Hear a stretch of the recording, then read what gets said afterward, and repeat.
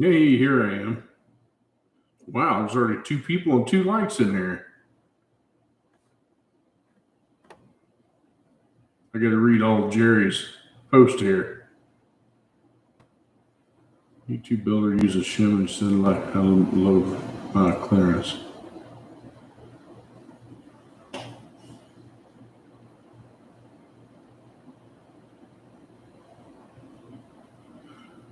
$95.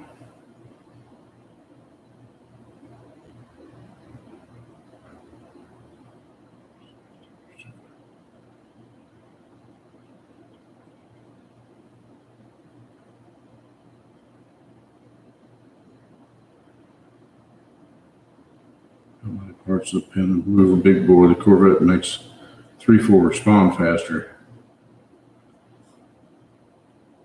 Hey, what's up, Jonathan? Oh, you know what? You might be able to hear me if the mic's a little closer to my mouth. 106 degrees. Dude, it has been a sweat box down here today. Man, it got so stinking humid this morning. I don't know what was draining worse, me or the car I was working on. I had to work today.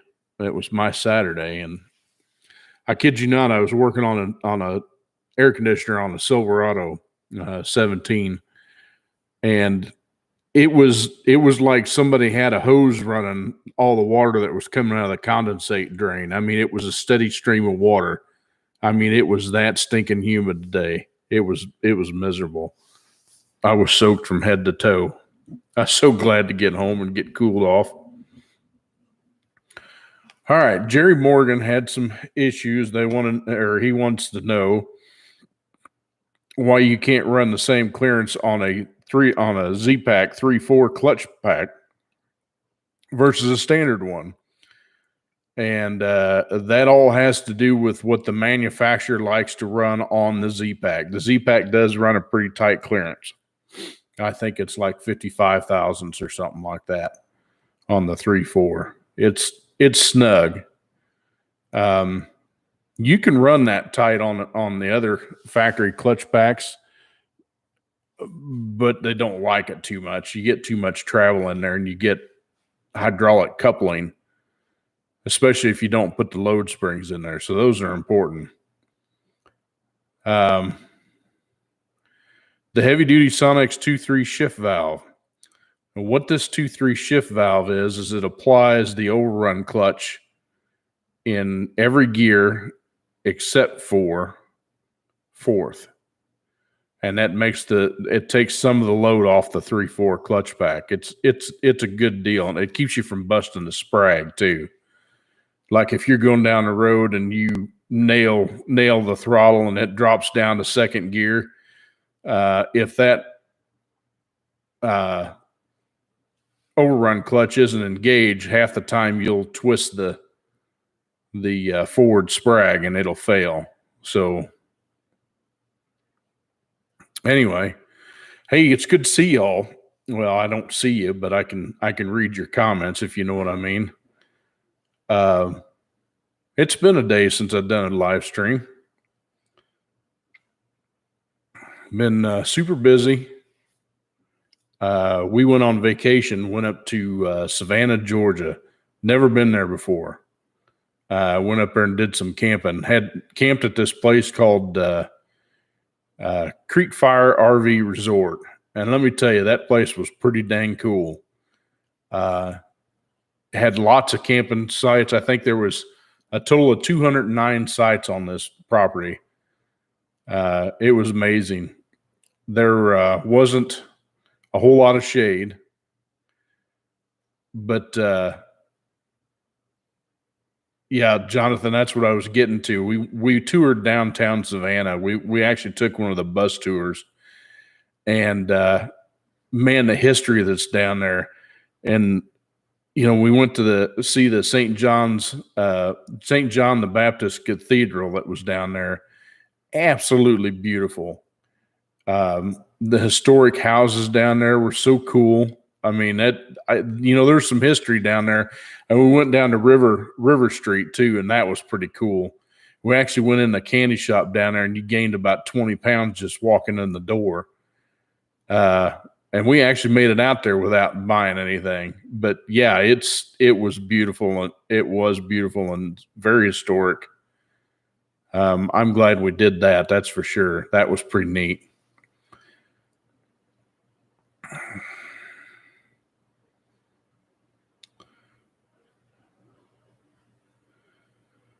But yeah, we went up there. We spent 9 days up there. I pulled the fifth wheel up there with old Bertha, and we had a good time. We did.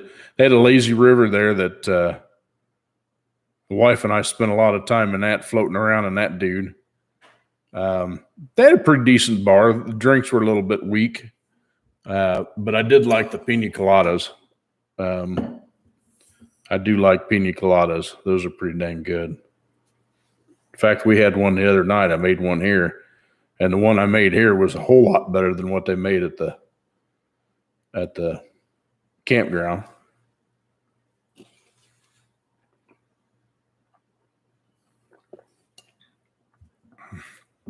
But old Bertha decided to the air conditioner decided to fail. As much as I don't like to, oh no, God, no, we're close. They were trying to, but they got one of those Oasis machines at the pool bar, and they were calibrating it, so they were giving out free samples of different drinks and different frozen drinks, and they were pretty good. Tequila. Isn't that, what's that song? Tequila makes your clothes come off. I don't know how true that is, but pretty sad if it makes the guys' clothes come off. That's for dang sure. They'd have to kick me out of the campground. Indecent exposure. But anyway, I think next time we're gonna bring our own adult beverages in the blender, and we'll just make some there at in the camper. They had a it was like a get together or something like that for a bunch of Dynamax camper owners, and they're Super C class motorhomes. And oh my Lord, are they beautiful. I was going to take a picture of it and put goals underneath of it, because we'd love to have one of those someday. I don't know how we'd ever afford it, because shoot, those things are more than my house cost. It doesn't have any land attached with it, but man, are they gorgeous. You had to check them out sometime. Go to their website. The guys that we talked to down there were really friendly, but they're actually out of, I think it was Ohio, is one of the big dealers. It's called Performance RV, and they've got some of the Dynamaxes on there. Of course, you can go to Dynamax's website and look them up, and they're gorgeous. They've got some of them that are on a Dodge 3500 chassis, and the bigger ones are actually on freight shakers, so they got air brakes and all that good jazz on it. Yeah, Jonathan, I'm the same way as you are. I grew up tent camping up in Missouri. If you guys ever get up there and you want to go do some things in Missouri, try to stick around south of Missouri and around in Arkansas, in there in Eureka Springs. Beautiful through there, down in the hills of Missouri. And if you ever heard of a place called Branson, it's a tourist town, but they've got so much to do there. There's a theme park called Silver Dollar City. They got some of the coolest rides you had, and some of the neatest old town style shops and stuff. Well, they're just make to look old, but they're really pretty decently modern. But everybody dresses up in the old time clothes, and it's kind of like the old West kind of look, and it's really neat. But it's beautiful camping down in there. There's a lake that I grew up called Table Rock Lake. Yeah, that's for sure. That's for sure. We sure as heck didn't want to come back. And that may be something we entertain later on in life. I mean, if who knows with what's going on nowadays, but there's a Table Rock Lake it's down around Kimberlin City is the name of the city. It's off of Highway 13. Mill Creek Campground. You can look it up at Reserve USA. They'll have pictures in there and stuff like that. It's called Mill Creek Campground. It's off of RA down south of Kimberlin City over the bridge there. I pretty much grew up there. Every summer, my parents would load us all up, and we'd go down there for a week and a half, something like that, and just have an absolute blast on the lake. Beautiful lake. It is a man-made lake, but it's huge, and I mean huge. A very clean lake. Most of the time you can see the rocks up there at the lake shore. South Missouri is good for a lot of red rock and clay. Beautiful. Anyway, we got into camping with a fifth wheel because the first year that the wife and I went on a camping expedition together, we went down there on Memorial Weekend, and we tent camped. And it flipping rained the whole time we were there, and everything in the tent got soaked. So we was like, that's enough of that junk. So we bought our first camper the next year. And then that very next year that we bought it, we went to Colorado with it. Another place that was gorgeous. We camped in a campground, Rocky Mountain National Retreat or National Park or something like that. It's just outside of the entrance to the Rocky Mountain National Forest. And we camped up on a hill. And it was great. You wake up in the morning, it was like 40-some degrees. The air was just so crisp. It was quiet. You looked out and you seen the evergreens, and it was just beautiful. There's another campground that we like to stay at down just outside of Branson.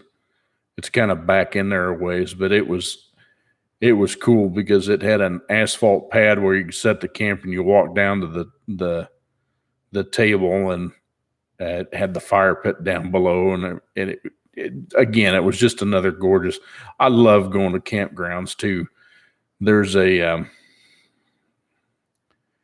still follow L to the W, which his channel is Vetruski Channels now, or Vetruski Travels. He just went up to one up in Georgia, South or S Herd or something like that campground. But from what he was showing, it had some gorgeous campsites too, nice and shaded. We checked out another campground while we were up there. It was a state park also, and it was pretty nice. I think we're going to camp out there. It's not close to a body of water, but hey, still has some really good camping. Anyway, So, for those of you that are on here now, and I will probably make a video of this too, but I want to talk to you a little bit about. Yeah, I'd appreciate that too. I want to talk to you all a little bit about the EPA Act or EPA, the RPM Act. There's been a lot of YouTubers that have been popping on here that have been getting smacked with fines for, doing what they love, basically. And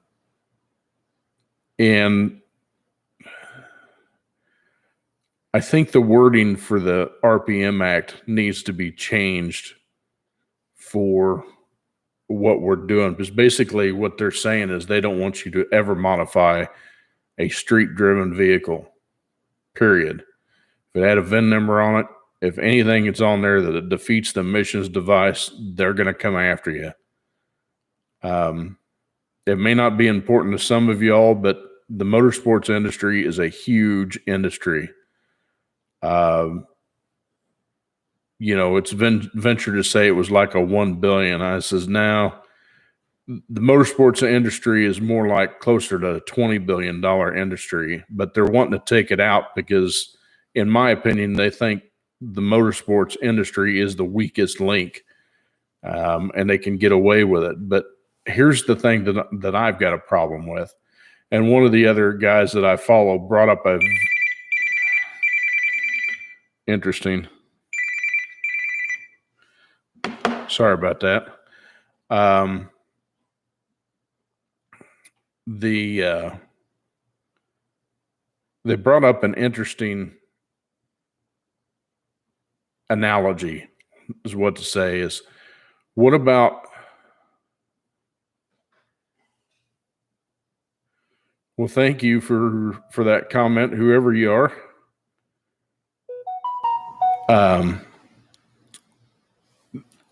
They're going after the motorsports industry, but my question is like I said, you need to go watch JH Diesel's analogy on his take on, because he got smacked with a fine too. They're going after us. I mean, especially the big ones. Well, not necessarily the big ones, the small guys that can be hurt the most, I think. And this isn't something new. This has been going on since 2015. But the wording of the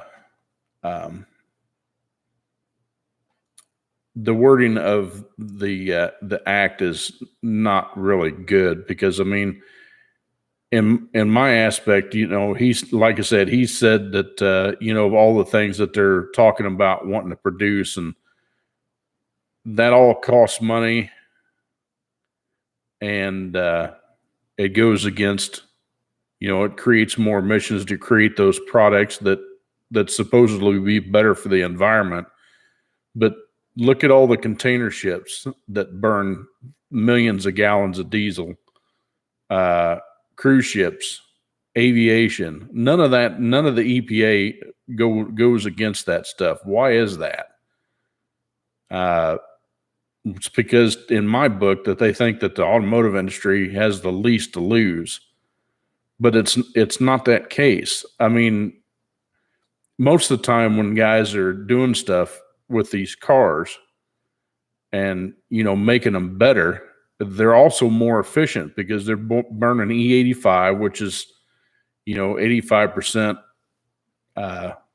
corn alcohol, which gives off very little emission. It's kind of like propane. Propane doesn't give off hardly any emissions. That's why you can run a propane engine with no converter on it, because it doesn't need it, because it burns so clean.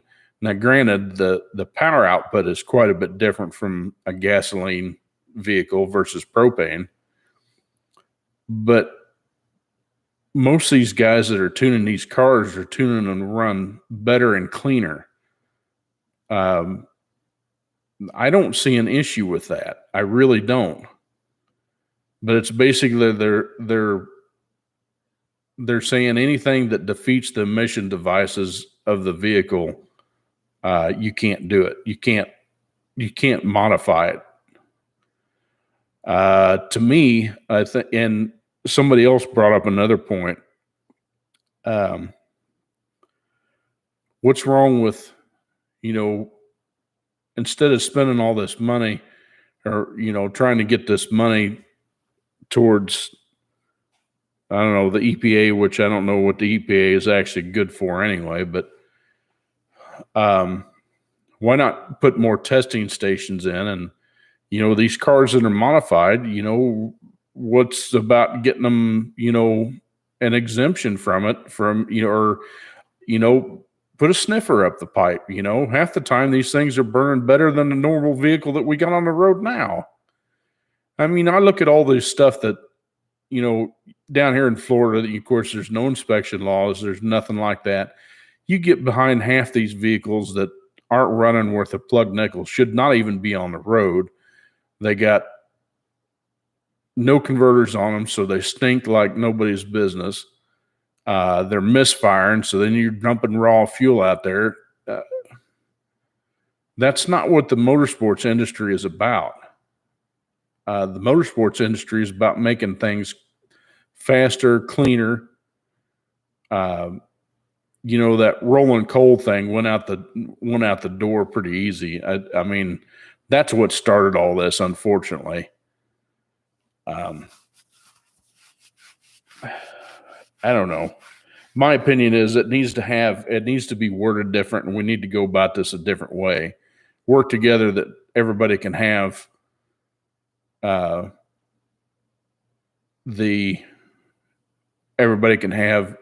joint agreement that satisfies both sides of it. You don't want to take away the making a hot rod. That's been a tried and true tradition between father and son, father and daughter, mother and daughter. If there's some of those, I'm sure there is.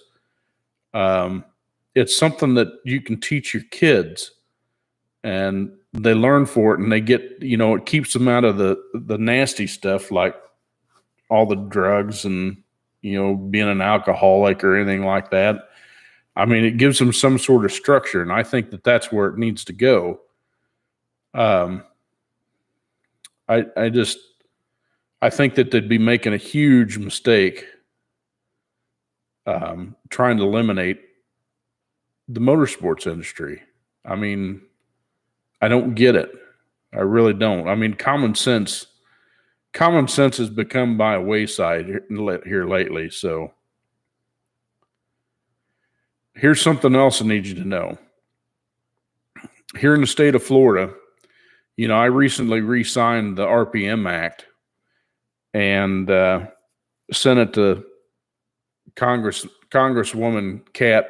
I can't remember her last name for anybody, but they sent me back a letter and said, we took you off the list because the email that you sent was more generic, and we don't believe it to be true. So if you want to say something to it, you need to email your congressman directly instead of going through SEMA's sign the petition thing, which I think that's really good information. I mean, it makes sure that, you don't have a bot just sending out millions of these things where it's actually legitimate. So if you guys do that and you get an email saying back, write them back. Say, hey, look, this is what I think of this act. I think it needs to be approved. It needs to go through legislation to get the terminology changed. So it doesn't kill an industry that's making, it's a huge industry. Why would you kill something that's making money? We don't pollute near as much as, some of the big, offshore diesels and ships and aviation and your private jet that you fly around in. Come on, really?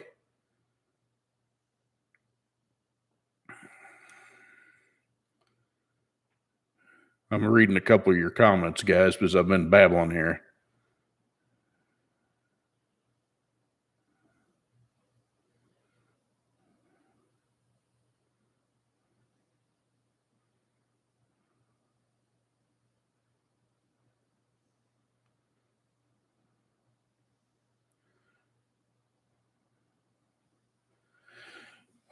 Yeah, Jonathan, that's kind of where I'm going with that. I mean, there's been a lot of YouTubers that have been contacting each other, and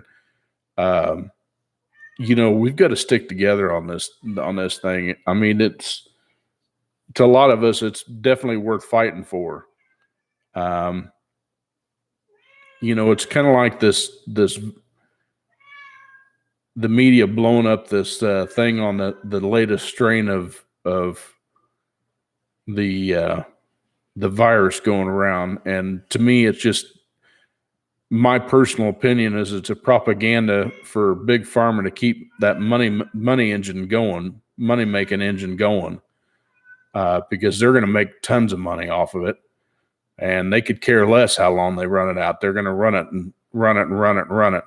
I mean, they're still pushing for you to get, a shot in the arm. Again, the common sense thing. I mean, you can only bullshit somebody for too long before, it just really sits in and you say, well, wait a minute. No, this isn't right. I mean, it's just, you got to use your head. Anyway, dang, I babbled for about 25 minutes already.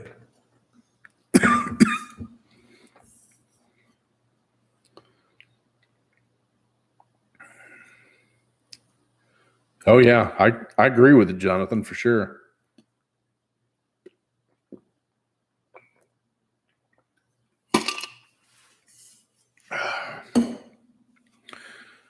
So anyway,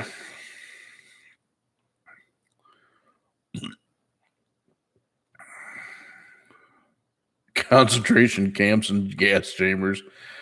Man, I hope it doesn't come to that.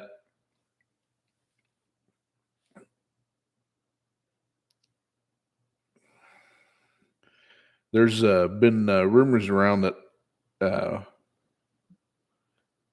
Mr. The former president is there's just rumors that he's going to try to run for Speaker of the House, which that would be probably the best news that we could get.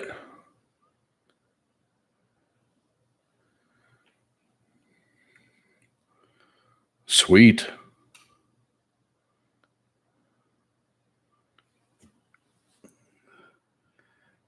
That ought to help it get down the road a little bit.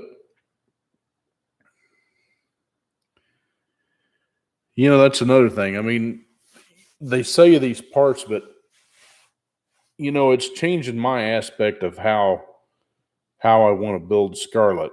Thinking about all these things, but I don't want to take a chance on them saying, "Oh, well, you defeated an emissions device. You can't do that." Well, what if you make the part that you're buying with an emissions device? Just like, I want to use ARI headers on mine, but of course they're not really compliant for that year because they don't have the air injection tubes on it. Well, I could have Kevin from KSR Performance and Fabrication, or Fabrication and Performance, however you say it,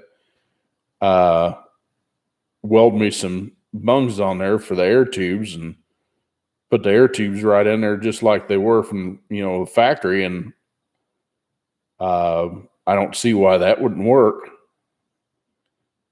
And just run a pipe down into the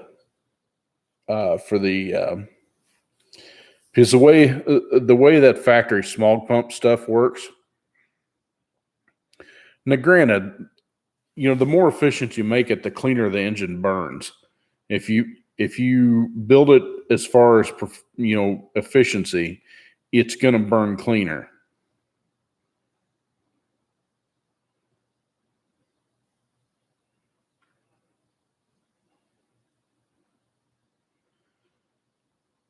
Yeah, I mean, I hear you, Jonathan, but I don't know where this is going to go just yet. But maybe by the time I get to build it, things will change. But still, I'm going to try to make Scarlett as close to being emissions legal as possible. I'm going to put cats on it. They don't take that much power, especially if you get, like I said, a good high flowing cats from like Cooks or somebody like that. And again, if you put the air tubes back on it, the way that works is on a cold startup, it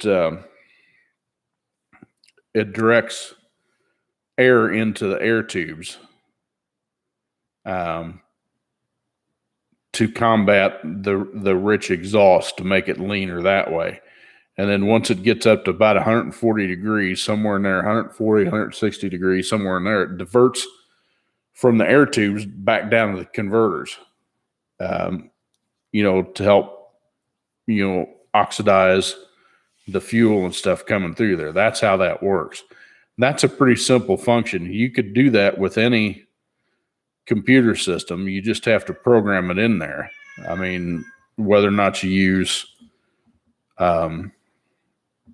a Holley system, whether or not you use the factory one.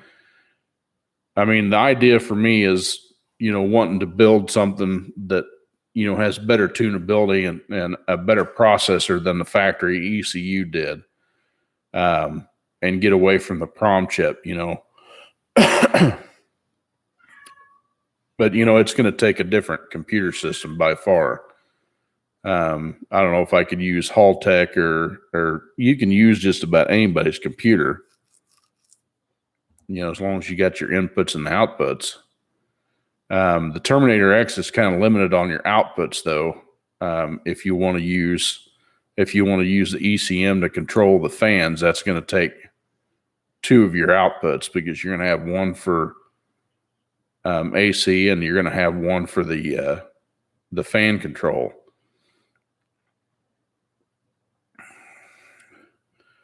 What's up, Corey? Yeah, Steven, that is Foxy. That's our youngest cat. And she has this infatuation with our bedroom. And most of the time we keep the door closed because we got a cat that, unfortunately, she likes to mark stuff every once in a while.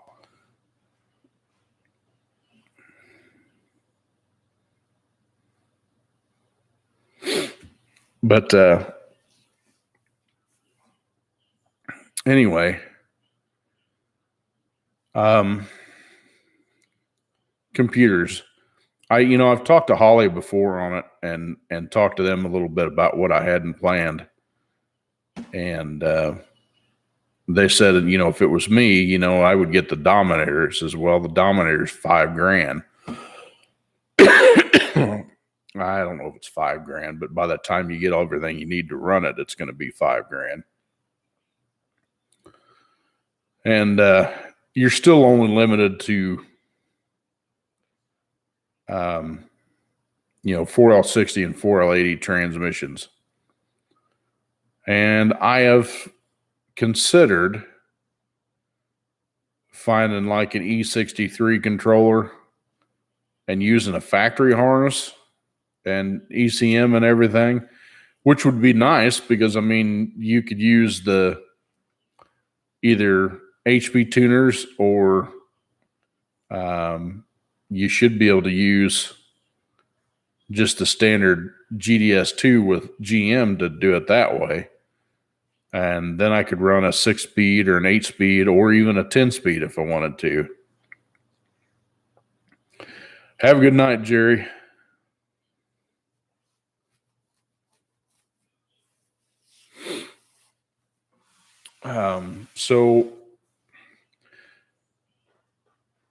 But I don't, again,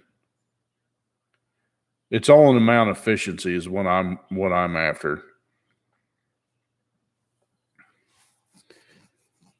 Anyway, about got the 4L80 redo done. Got another video coming out tomorrow.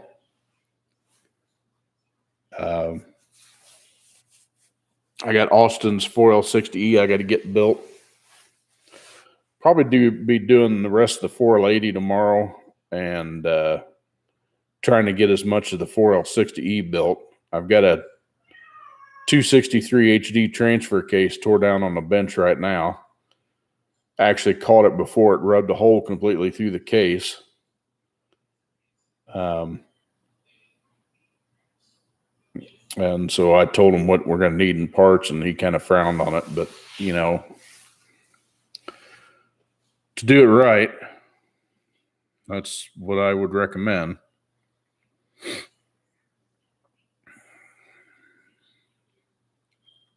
But anyway, excuse me.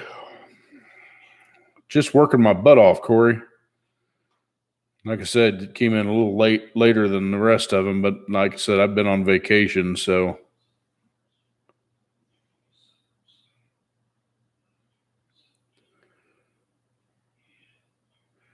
Yeah, Jerry, I'm kind of dumb like that. I do that kind of stuff, and I shouldn't be doing it anymore. I can tell you one thing: being diabetic sucks because it will weaken you.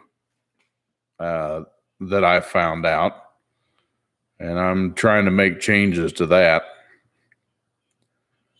I think I'm going to go check out a gym or two because it's going to be cheaper to do that than it would be for them to put me on insulin. And quite frankly, half the medications that are out on the market scare me to death.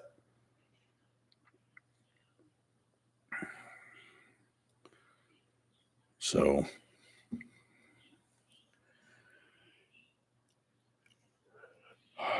Jerry, I can't take metformin. It makes me sick. I was on metformin for quite a while, and just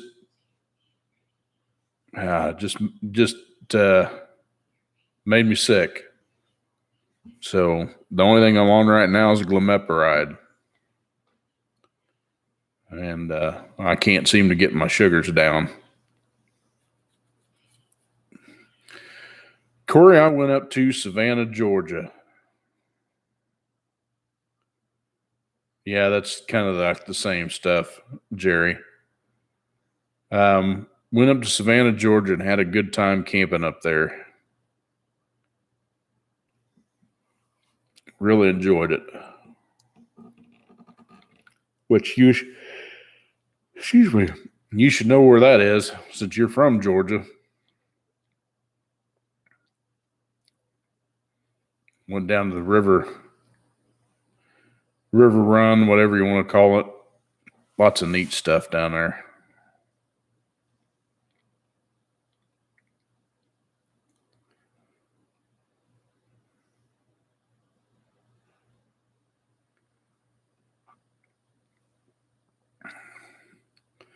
Good to talk to you, Jerry. You have a good night.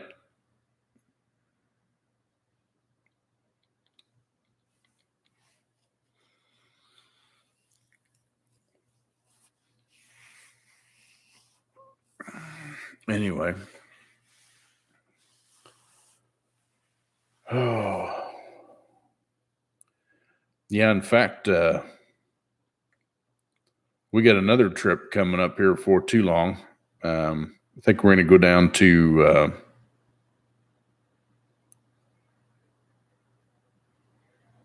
where the hell are we going? Tarpon Springs. We've been down there before. Hopefully we'll be able to see some fireworks and that kind of stuff.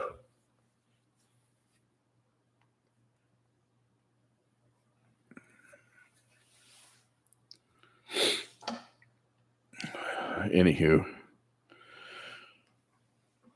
Well, it's about 4 hours.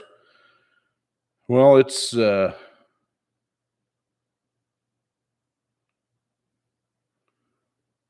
it'll be a nice time in October to go to Destin, that's for sure. Man, we went up. There was a campground up north of here. I think it's off of 10 also, but it's Reagan's RV resort. Anyway, we went there last time in May, and it was the same time that the yellow flies were out. And if you don't know what yellow flies are, oh my Lord, they are nasty. They're kind of like a biting fly. Not near as painful as a horse fly, but painful nonetheless. And when they they melt your skin from the acid that they produce. And we both left there, and we had welts all around our ankles and around our legs and stuff like that, because they were in full season, because that's when they come out the most. It was bad. But yeah, October's a good time to come down.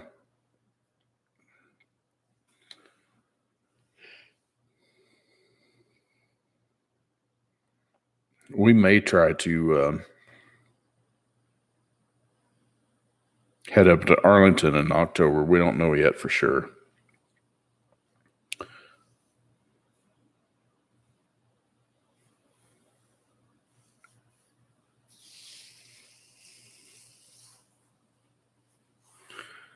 Yeah, I don't get enough of those. They're expensive. I know you only live once, but man, they're expensive.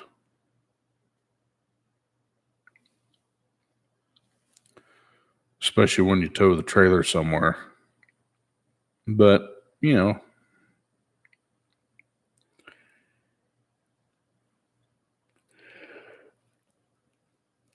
I figure if good Lord wants us to go, that he'll figure out some way to help us. So we go.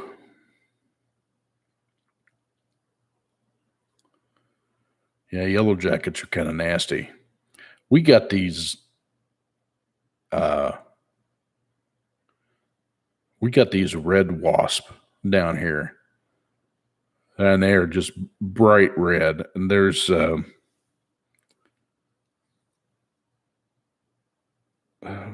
I think they call them cow killers, because they literally can kill a cow.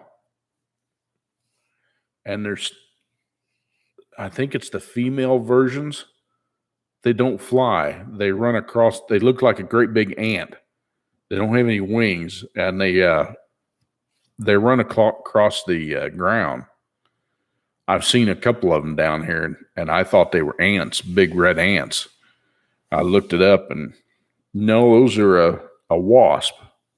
I'd never seen a non-flying wasp.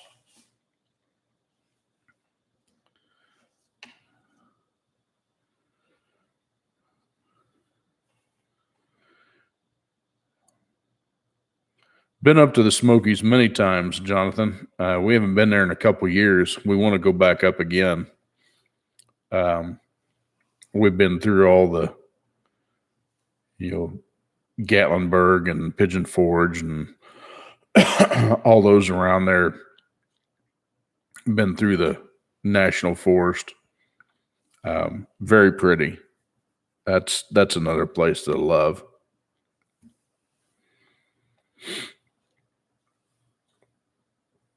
One place that I've always wanted to go is the Swiss Alps, or Switzerland, or something like that, where they got all the mountains and stuff and the snow-covered stuff.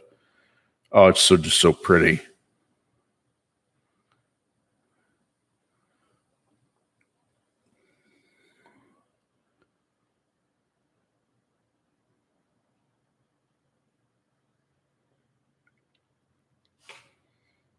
I gotta get something to drink. I'll be back.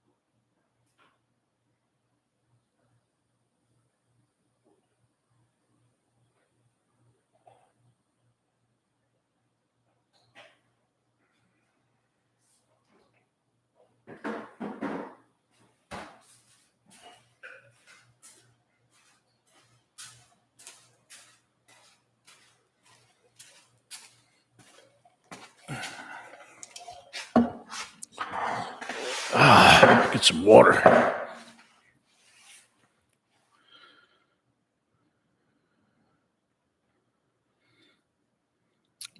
Isn't St. Cloud in Minnesota, Corey?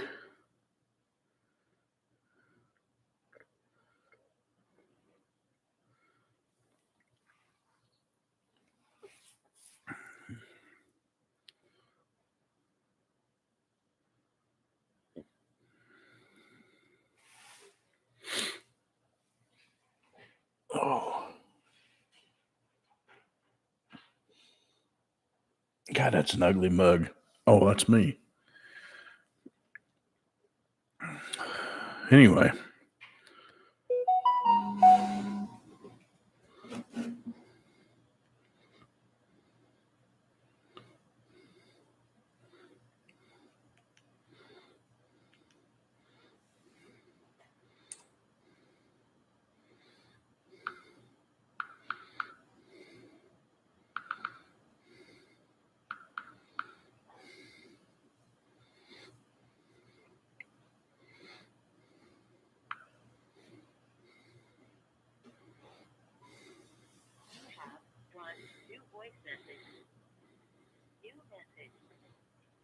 Hey, it's Mother. Just called to chat, see how you were doing. Take care. Bye-bye. All right. Fascination with the Wild West and love going to see the places like the Hotel Corral. Oh, yeah. Yep. I'd agree to that. Like I said, I mean, if you ever get up to, you ever get to go up there to like South Missouri and stuff like that, that's kind of like what the theme park Silver Dollar City is set up like, is like the West. And it's kind of neat.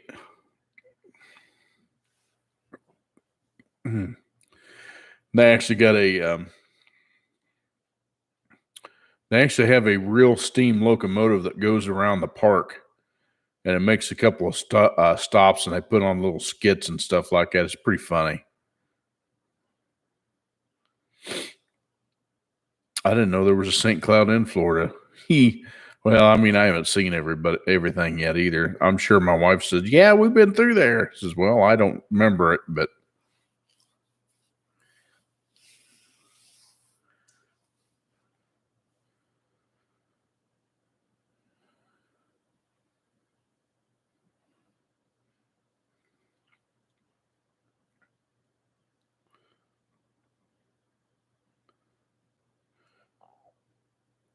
Stephen, I hope you hose them down with something other than water, because they won't stay down much with water. So I hope you're going to use something, like Raid or something like that you can shoot from a distance.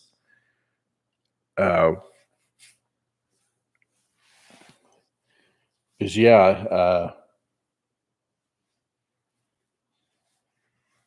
Jonathan's right. Them things they'll come after you. I remember when I was really young,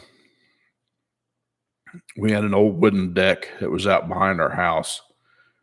It was still in decent shape back then, but I went traipsing down the stairs one time, and I guess there was a nest of wasp that was underneath one of the stairs, and enough of the jolting and stuff like that. They came out, and I think I got stung by 7 wasps at one time. I was absolutely in pain. I didn't go into shock or anything, but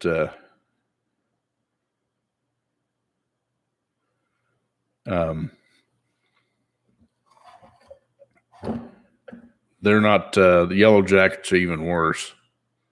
I got to be careful. My wife is allergic to them, so any wasp for that matter. So, I got to make sure that if we get some around it, that they get killed.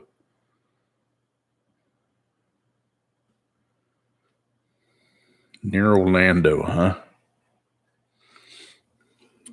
I don't know that I know much about St. Cloud. Let's look that up real quick.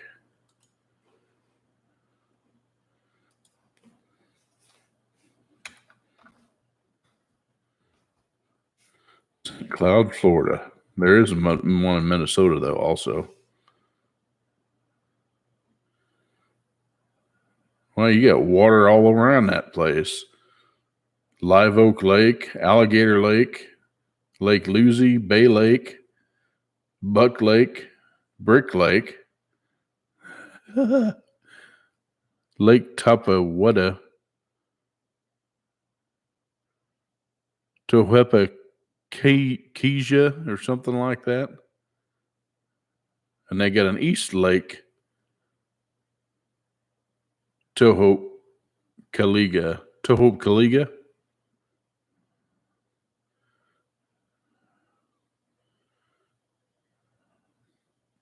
Yeah, it's south of Orlando. Off of 192, it looks like. 192 and 441. Interesting.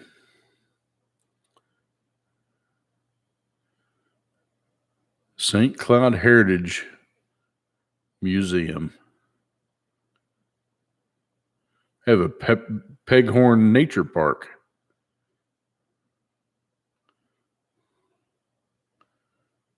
Oh, it's right off the Florida Turnpike, too.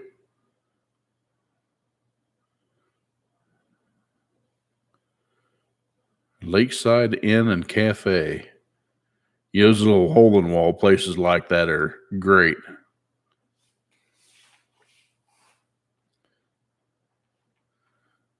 That's what I was saying, Jonathan. I was just looking at it. And they got a bunch of lakes around it for sure.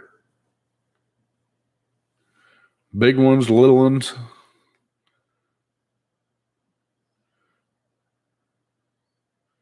Got a big body of water. What's that down? Lake Runnymede.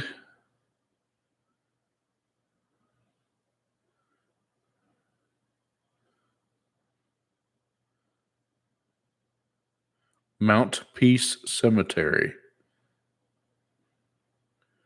By golly, they got a Jiffy Lube. Look out.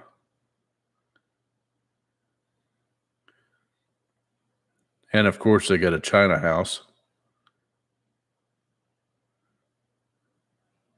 What good is a town without a Chinese restaurant?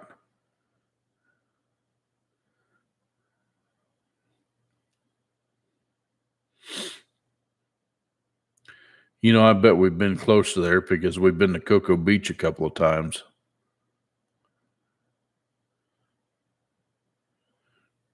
Three Lakes Wildlife Management.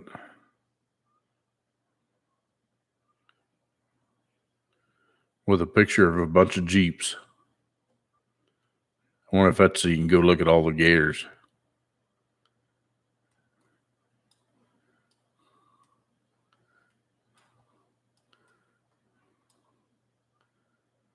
Huh.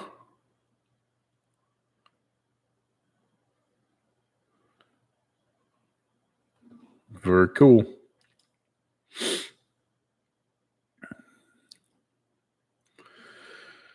Oh. Man, I said I had things to talk about, and I think I did all my talking towards the beginning of the session tonight.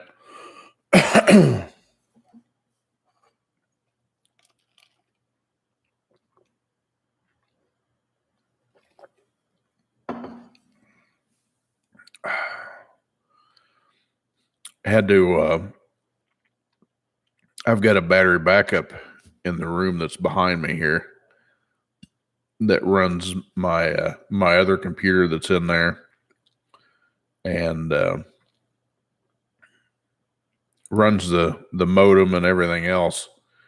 And I guess while we were out of town this time, I'd shut everything off, but I guess while we're out of town, the batteries took a dump.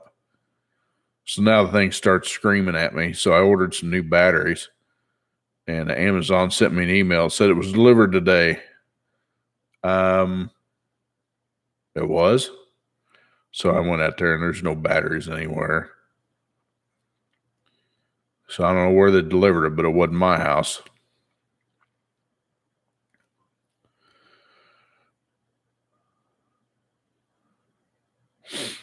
Hit a deer, huh?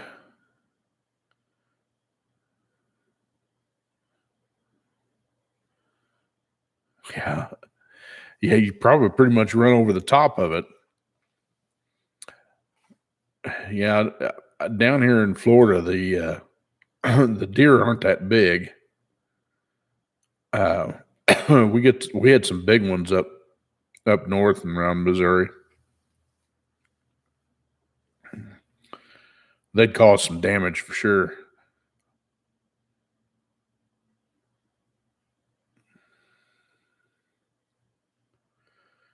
I when I was going to school, I was 19. So just a few years ago, I was on my way back from Iowa on I-35. My school was up in West Des Moines, Iowa. And it was late at night. And I was heading home for the weekend. I'm bebopping along. It's like 68 mile an hour, 69, somewhere in there. I usually didn't speed a whole lot because I know there was a lot of cops on 35. Anyway, I'm bebopping along and just minding my own business, and out of the corner of my eye, I catch it, and as the deer is running across the highway, and the gal that was beside me in the left lane seen it, and I didn't. And I smacked that deer bigger than crap, and TP'd the hood on the car, blew fur all over the windshield. It was low enough that it didn't go over the hood, but it sure buckled it. And the car was still driving, and I pulled over to the side of the road, and the air was on and everything. And the gal had pulled over behind me, and I says, "Well,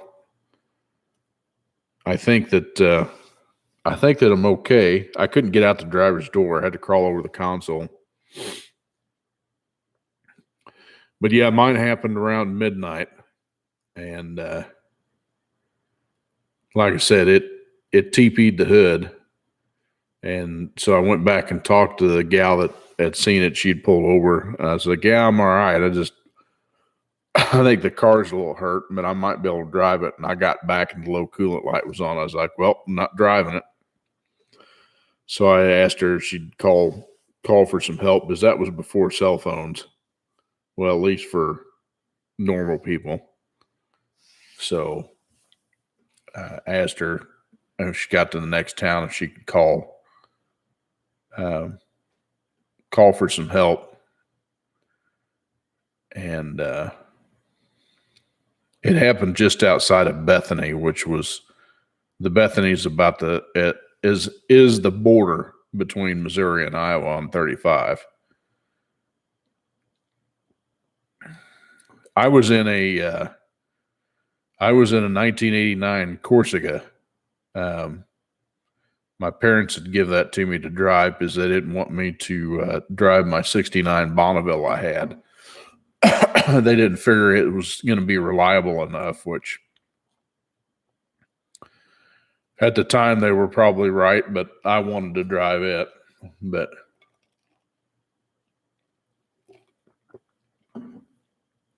that's all right. Swims with alligators. No thanks. Speaking of which, though, this Creek Fire RV park that we stayed at up in Savannah, they actually had live gators in their little lake that they had in there. They were controlled. I mean, they weren't very big, but I guess when they get to a certain size, they call they call Trapper Jack to come up, and he come and traps them and relocates them, and then they put some more baby gators in there. So yeah, while we were there was we saw four gators and a turtle, pretty good sized turtle. And Jonathan, it did not total the car. It wasn't, everybody harped on that car, and But being a teenager and having that car was actually probably one of the better things to have because that car was very reliable.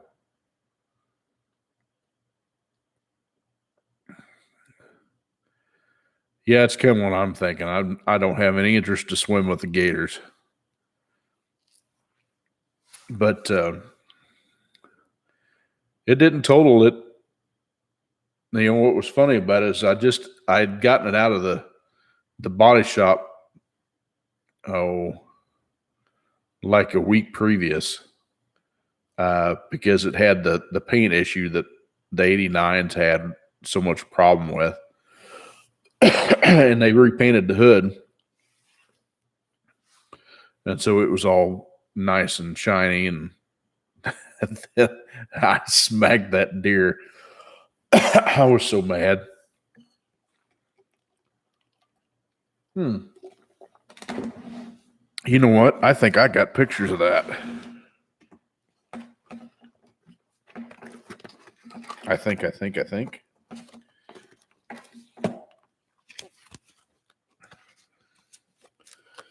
Oh, I do. I didn't think I still had these.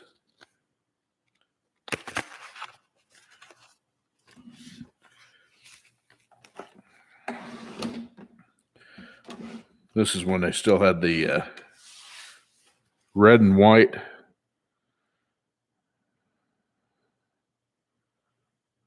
Oh, I guess this was in 91 that happened.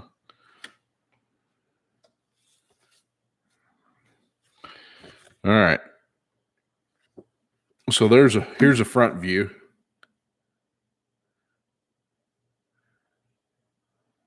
That's what that deer did to the car, and that's when Missouri had the red and white plates. So yeah, I hit on that left front corner.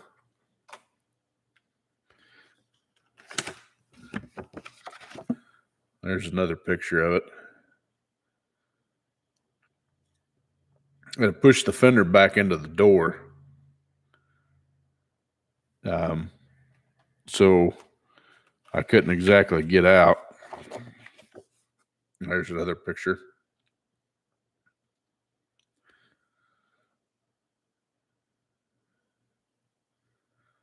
Yeah, it did. It folded it up real good. But everything was fixable. It didn't even bust the windshield, just had a bunch of fur on it. But that was really a good car. I actually traded that car.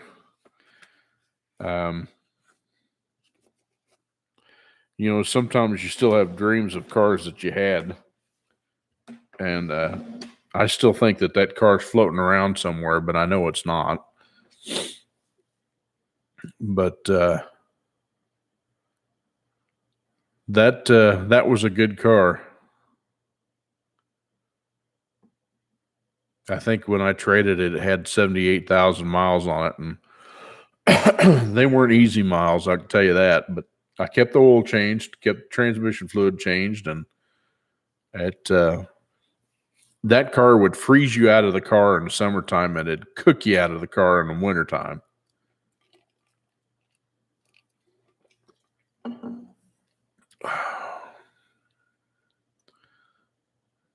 It is a four-door version of the Beretta. It's the same chassis.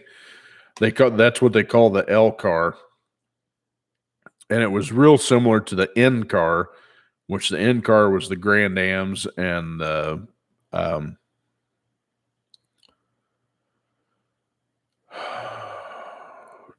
N cars were the Sunbird, because they didn't have the Sunfire in that year. Now the Sunbird was a J car.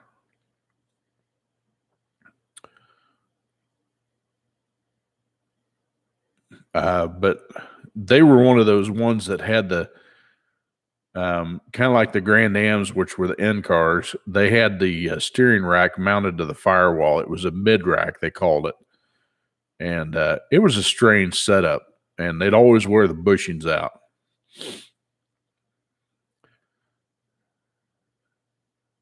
Funny you say that, Jonathan. I had a Beretta GTU. Oh, wait a minute. No, mine was a GTZ. GTU was the later model years, like a 96, I think it was. 95 or 96. I actually had a GTZ. The one that came out with the quad 4 high output, the 185 horse, and a 5-speed. I bought it as a cheap project car. And I bought it wrecked. And I had a frame shop out in Independence pull it out for me. They charged me like $200 and pulled the frame back straight, and that thing drove like a dream. Somebody put these big gaudy ass heavy chrome wheels on it that weighed a ton. And I actually found some GTU wheels to stick on it. Corey, you too, buddy. I appreciate you stopping in.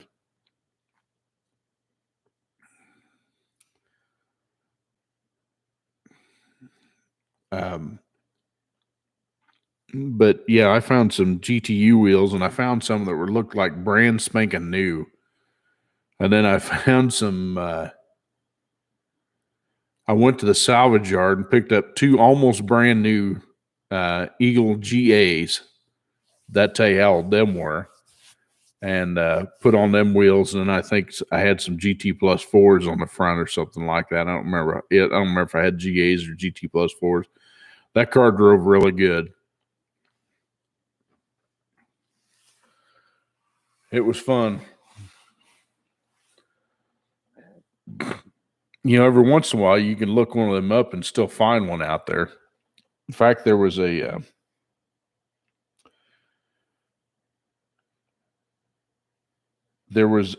blue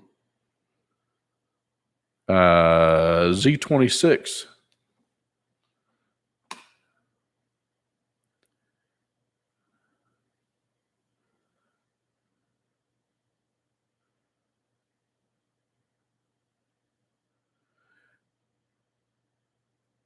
Yeah, the Beretta GTs, the Beretta GTs and the GTUs were, yes, I do remember that. Because I about bought another Beretta GT back in the day. That was a 5-speed. Me personally, I liked the Grand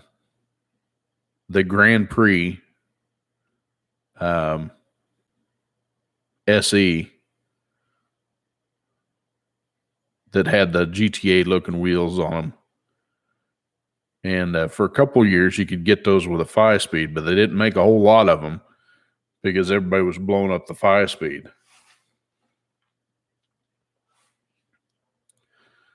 But it's kind of strange if you want to, do searches like that. You can find all sorts of weird cars, stuff still for sale.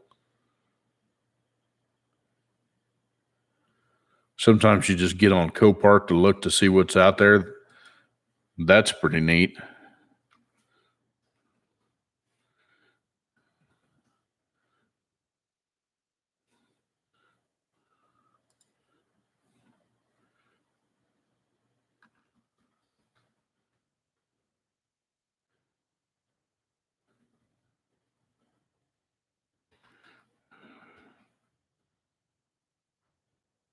Oh my God. Speaking of which, I just typed in Corsica and there's 4 of them on Copart. That is too funny.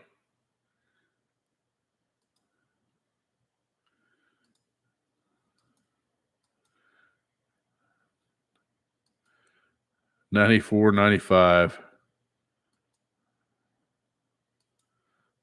That's hilarious. What was the other one we were talking about? The Beretta? I don't think there was any Berettas. Nope, no Berettas.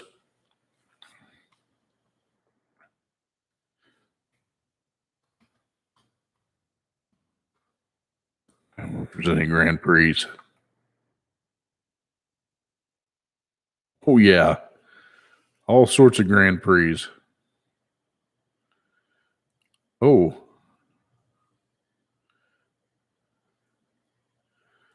They got motorhomes on here or campers on here too. Interesting.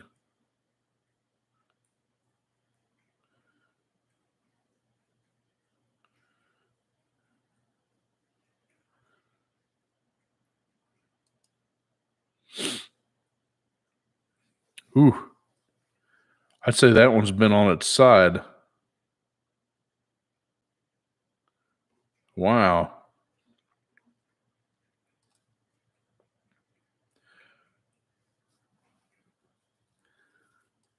That can't be worth anything.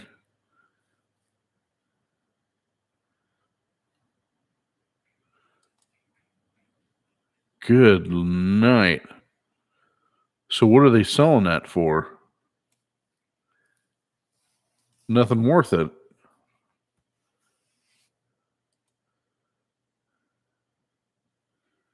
Yeah, this thing's been on its side. That's crazy.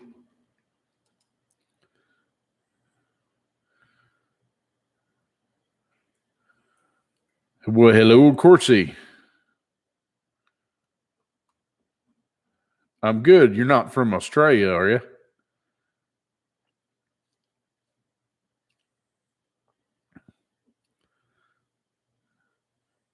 If you are, you'll be my first Australian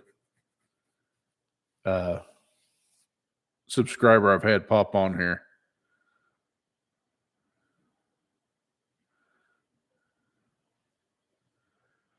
You know, I wish I could find barns, and every once in a while I see somebody come up with a barn find that's just fantastic, and just like Greenlight Filming did, and he found that GTA in a barn, and the thing is gorgeous. He's done very little bit to it. It's one of the rare few that's got the digital dash in it, which that in itself is a rare option. I think the Camaro did it on a Berlinetta, but that's the only one you could get a digital dash on.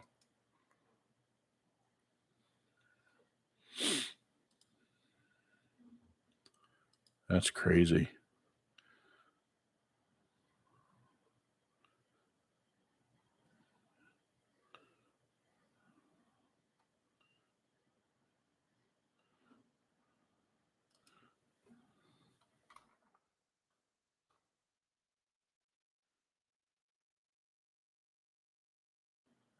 They got a 1977 Pontiac Grand Prix on here. It's up in Canada. Wow.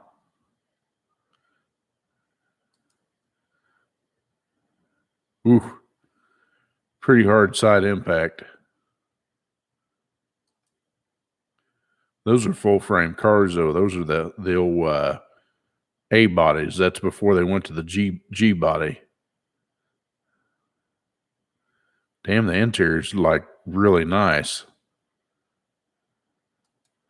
That sucks.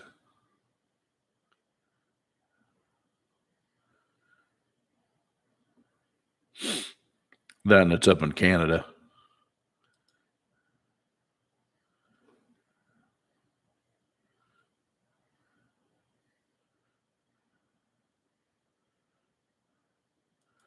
You always wonder when they list them as a biohazard what exactly is wrong with it, you know?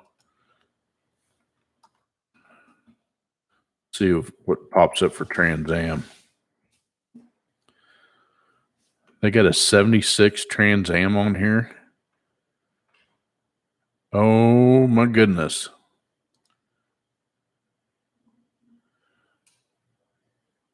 Oh, it's black and gold too. Says the damage is in the front end.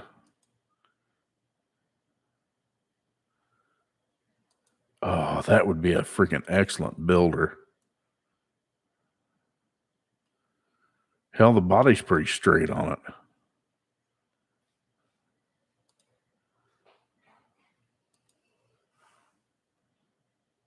And it has the Pontiac motor in it. Ooh, it's a no air car. Wow. 47,000 on the odometer.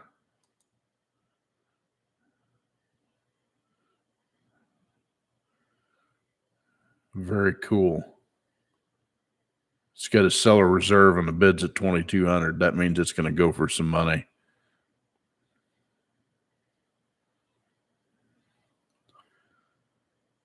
Wow.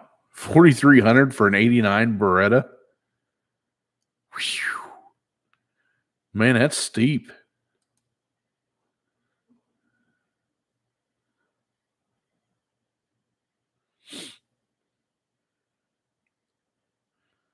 Man, too bad they're going to want too much for that 76. I don't have any money for that kind of stuff anyway. They got a 77 in here. And for California with 43,000 miles on it. Current bid's 13.7. This thing's worth every bit of that too.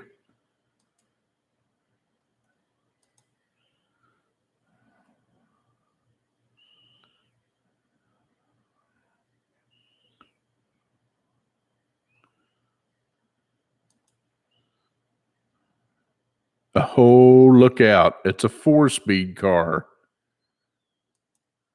Price just went up more. And it does have air. And the belt's on it. And it's a Pontiac engine.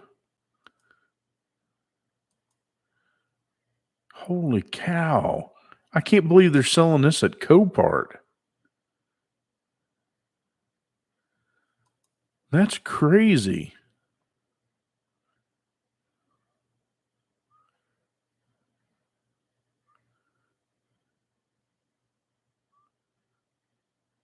It's got a seller reserve on it too.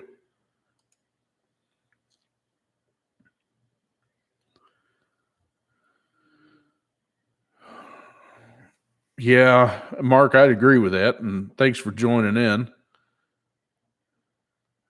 Jack, what do you need help with?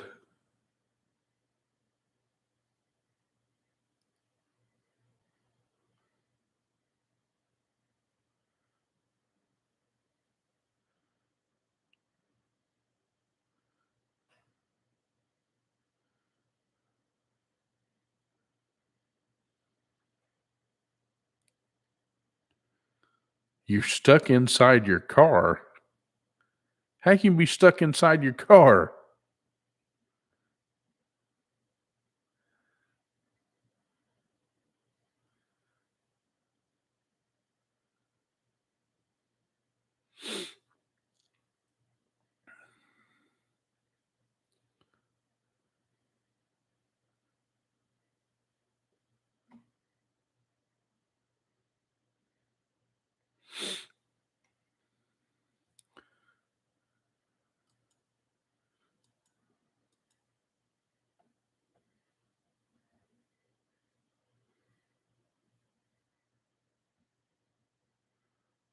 Well, unlock the door.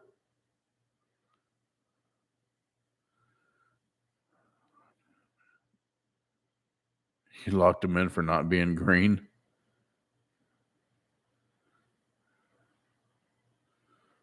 What shelves are we talking about?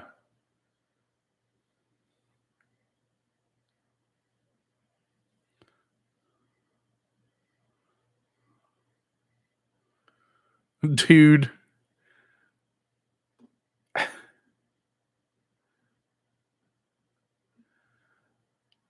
Seriously, Daniel, come on.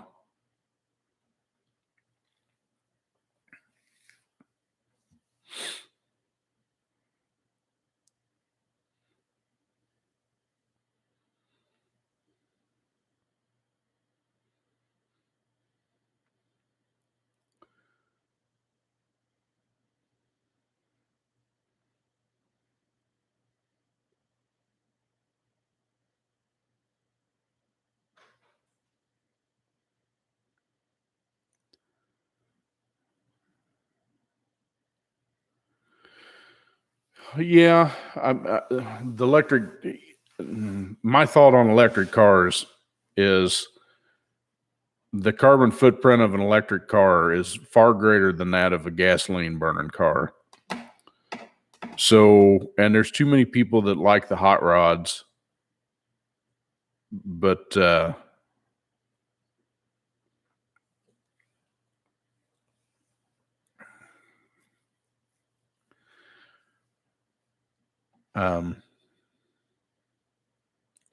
there's too many gas burning vehicles out there that the electric's not, it can't make it.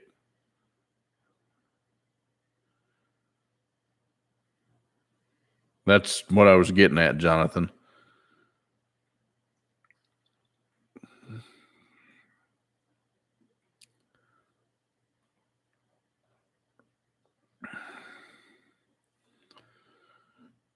Yep.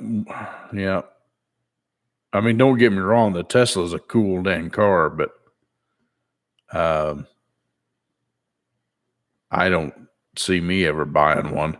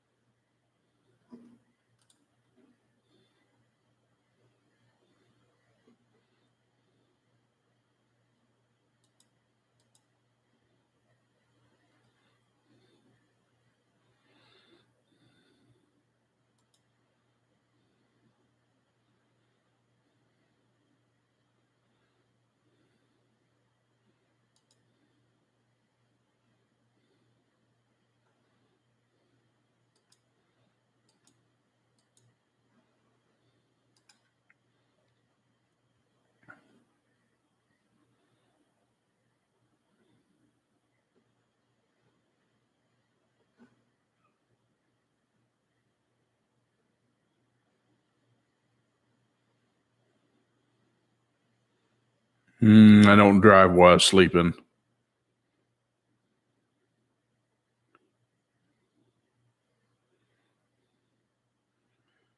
And I don't know what Brum is, so.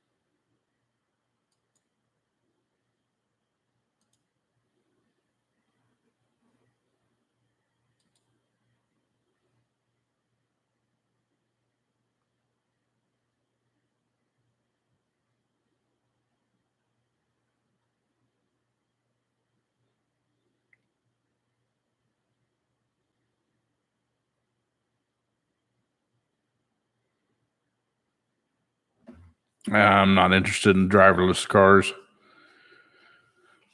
Not by a long shot. I don't like all the extra features they put on cars nowadays anyway. It just takes the driver for being lazy.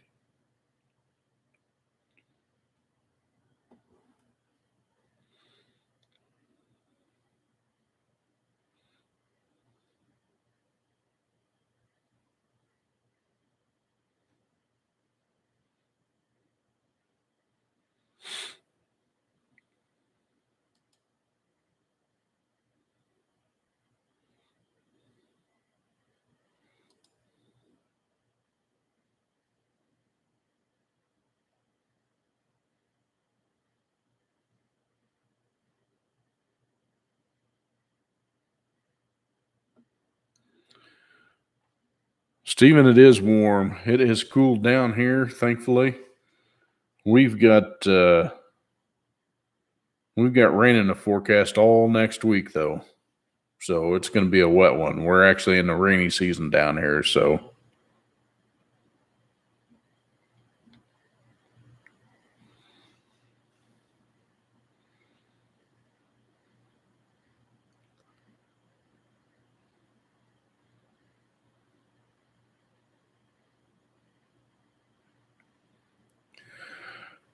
Come on, man. Now,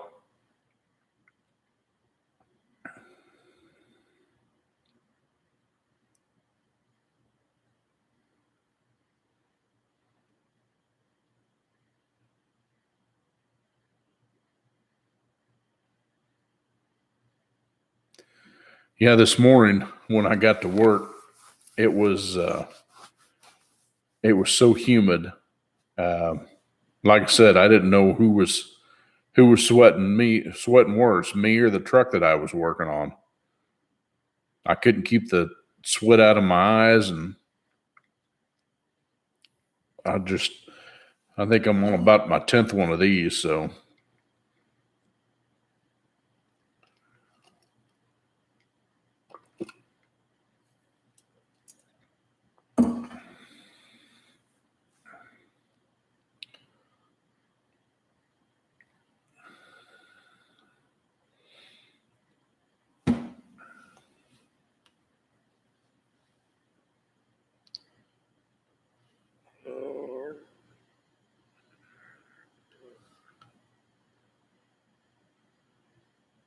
A spider hanging off your glasses.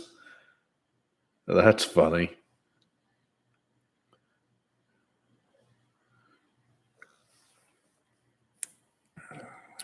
Yeah, that's hot. You know, when we were up in Savannah last week, it was stupid hot up there. And like I said, the air went out on Bertha. And as much as I don't like doing it, I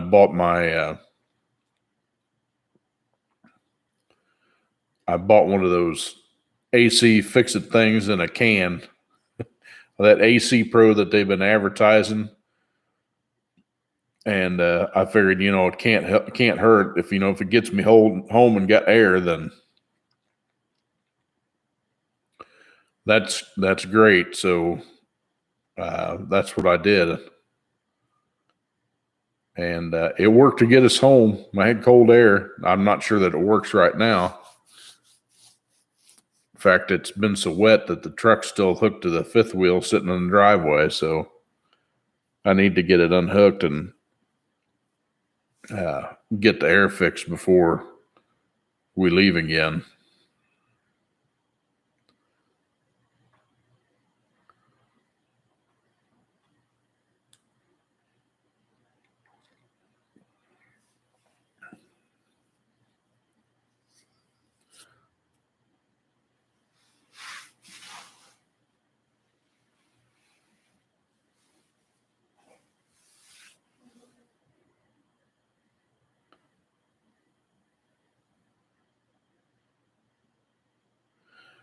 Well, apparently it had a leak in it somewhere. My guess is it's probably one of the service ports, which the GM high side service ports are notorious for failing. They're just like a little valve, and they got like a rubber ball on the end of it, and they always leak. In fact, I think I've probably got half a dozen out in my shop, because I kept all my AC stuff from when I had my shop.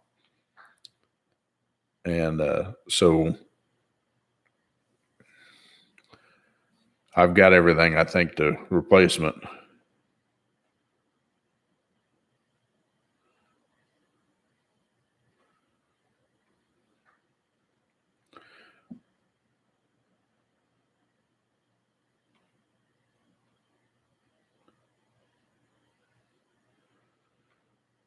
Mark, and what are you asking for tips for someone? What do you mean by that?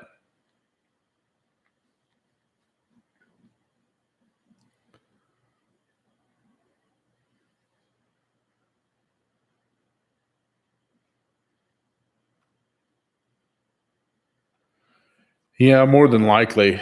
Mine's, Bertha's an old pickup. She's what, almost 20 years old now. And that's the first AC problem I've had with it. Other than a clutch fan, I had to put a clutch fan in it. And there's a possibility that it could have a condenser that's leaking. My guess is, though, it's probably the service ports. If I put the AC machine on there and do a vacuum test, and of course, if it passes the vacuum test, then I know the service ports are what's leaking. Because obviously, when you don't have the gauges on there, you've got a possibility for it to leak. So, yeah. So you're in the same boat. Yeah, mine's an 02. So, like I said, it's the first AC problem I've had with that truck since I bought it. So I can't complain. How my wife's Toyota, it didn't have an AC problem until probably the start of this year. Hers is a 91 and it still has R12 in it. So I actually found somebody that had a couple cans of R12 and I bought the charging stuff because I had sold all that because I didn't think I'd ever need it. But so I've got all the charging stuff I need to fix it. I just haven't had a chance to get out there and do it. Excuse me. I'll probably do a little video on that too. Yeah, I was going to do another computer video, but man, I seen those and they just tanked. Nobody was interested in those. Hardly. Except for me, obviously, but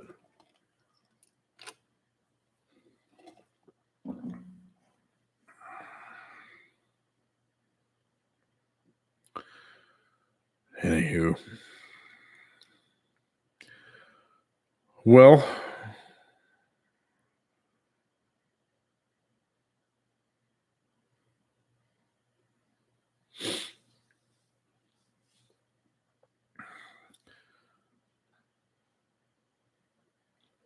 yeah, it seems like I'm at work more than I'm at home. I usually leave here at 7 and I usually get back here about 5:30 or 6, so it's most of my day.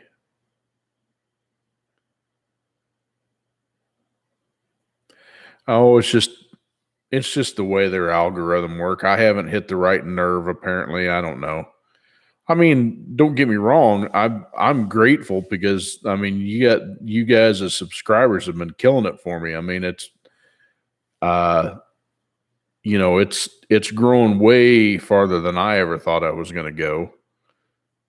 I think the last time I looked, I was at 1722 or something like that. I never thought I'd get that far. It's just crazy. I went to Social Blade and checked that out. I'm like at a B-. So I don't know. I'm just kind of winging it, y'all. I'm just kind of hanging in there. So, yeah. Well, guys, I'm about pooped here. I think I'm going to call it a night. I sure appreciate everybody coming by and sticking on the channel for a while. And yeah, my gate's still working, but it ain't happy. It's having issues right now, and most of it is just getting the signal to the gate. I mean, the gate functionality is working right. I'm just having trouble with the remotes. I'm gonna one of the guys that come out and did our garage door, they actually put that gate in. They didn't put this gate in, but they work on them. And I've got an LED dusted on light on my pole right there by the gate, and they're saying that probably I'm getting interference from that, which is quite possible. So he said, take and get you a cable and move the antenna away from the light a ways, and it should start working better. So I'm going to have to try that because it's getting frustrating. You're sitting there like 8 feet away from the gate and the damn thing won't open or close for that matter. So I'm going to see if I can move the antenna and see if it helps any, but for now, anyway, like I said, I'm going to call it a night. Y'all have a fantastic evening. Thank you for stopping in. And just watch out for some more videos. Got one coming out tomorrow at noon. So I'm trying to start doing 3 times a week because I've got enough of them to do. We'll see how that goes. I've already got probably at least half a dozen of them that I need to edit yet. So anyway, and I'm going to be doing some more recording tomorrow. So anyway, y'all take care of yourself. God bless you. We'll see you in the next time. All right. Later.